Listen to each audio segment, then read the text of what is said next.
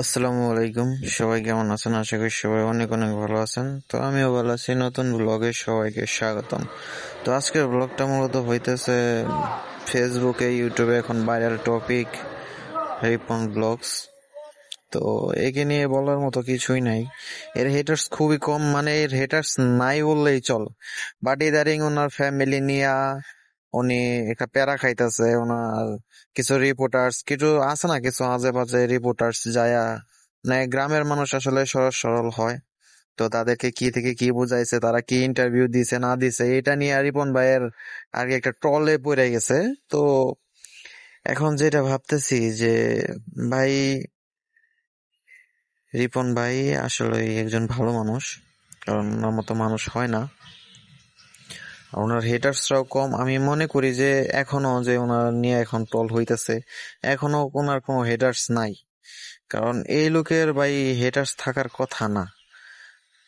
এই লোকে যে ওনারা যে ইন্টারভিউটা নিয়েছে, এটা আমার মতে পুরোটাই ফেক। আপনারা কি বলবেন আমি জানি না, কিন্তু আমার মতে পুরোটাই ফেক। বাট হতে পারে দুই একটা সঠিক হতে পারে, বাট আমি মনে করি পুরোটাই ফেক। কারণ ওনার বাবা স্বীকার করছে যে উনি একজন ভালো মানুষ। ওনার গ্রামের আশেপাশে, বাড়ির আশেপাশে মানুষ সবাই স্বীকার করছে যে উনি একজন ভালো মনের মানুষ, পাঁচ ওয়াক্ত নামাজ পড়ে।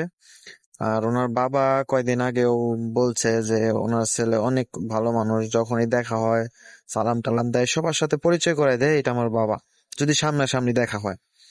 এ থেকে আর বেশি কি?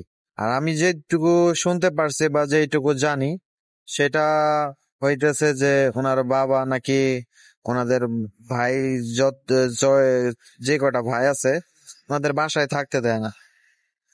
ওনাদের বাসা থেকে বের করে দিছে। ওনারা একজনে একখানে থাকে। তো আমি যেহেতু জানি যে ওই বাসায় শুধু ওনার বাবা মা থাকে, আর একটা ছোট বোন আছে। বোনটার নাম মেবি সুমাইয়া। তো ওনারা তিনজনেই থাকে, বাট ছেলেদেরকে ওই বাসায় রাখে না। আচ্ছা, যেটা বলতেছিলাম, যে সকল রিপোর্টার্সরা ওনার বাসায়, গ্রামের বাড়িতে যে ওনার মা বাবার ইন্টারভিউ নিছে, তাদের উদ্দেশ্যে কিছু বলতে চাই যে মাদারসানেরা, তোরা যে কিভাবে কি রিপোর্ট নিছস এটা অ্যাকচুয়ালি তোরাই জানস।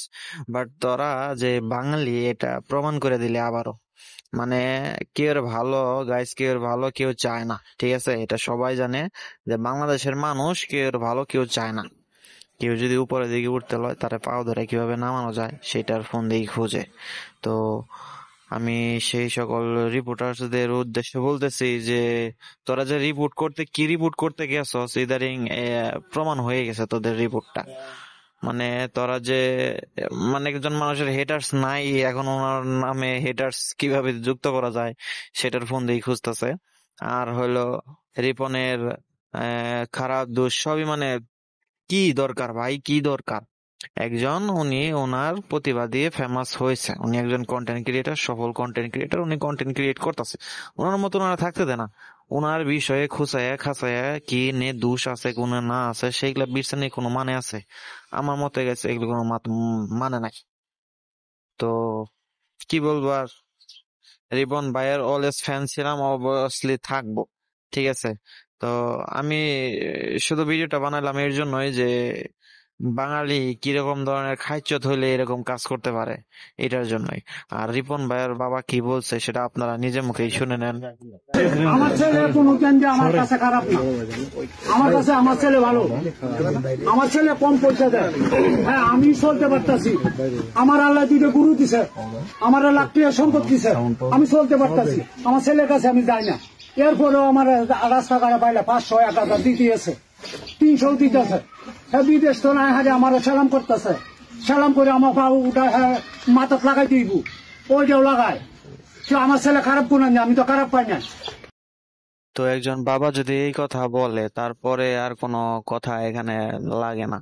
কারণ উনি নিজেই স্বীকার করলো যে ওনার ছেলে দেশের বাইরে থেকে এসে ওনার পা তার মাথায় নাচ ফলে তার দিন ভালো যায় না। ওনার ছেলে ওনার কাছে ভালো, তো এটাই তো চাই। এরপরে আর কোনো কথা হয় না রিপন ভাইয়ের পক্ষে। তো আশা করি সবাই বুঝে গেছেন। তো সবাই ভালো থাকবেন, সুস্থ হবেন।